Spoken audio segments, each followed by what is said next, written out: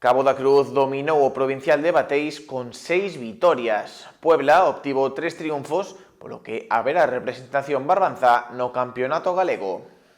As augas que bañan o porto da Pobra do Caramiñal acolleron esta fin de semana o Campeonato Provincial da Coruña de Bateis. Máis de 500 remeiros deronse cita para conseguir un posto no galego, polo que a emoción do remo foi protagonista os 2 días que se celebrou este provincial. O equipo máis destacado foi Cabo da Cruz. Era un dos favoritos e reafirmou o seu poderío no mar facéndose con 6 vitorias en diferentes categorías. Estivo ben secundado polo conxunto local que rematou as probas con 3 triunfos. No alevín feminino, a embarcación máis rápida foi a do Náutico de Ribeira, que superou por pouco a Cabo, que foi segunda, mentres que Puebla foi cuarta. As crucenses dominaron no infantil feminino, onde o conxunto anfitrión ocupou o segundo lugar do podio. Tamén consigo a clasificación para o galego Asteirana ao quedar cuarta.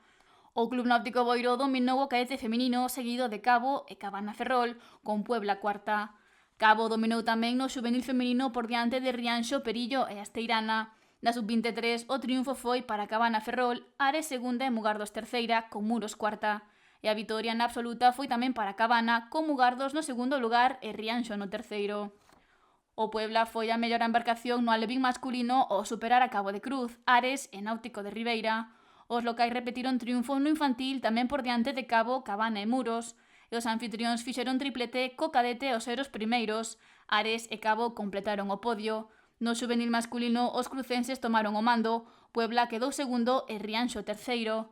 Os vermellos tamén se impuxeron na sub-23 e na absoluta masculina.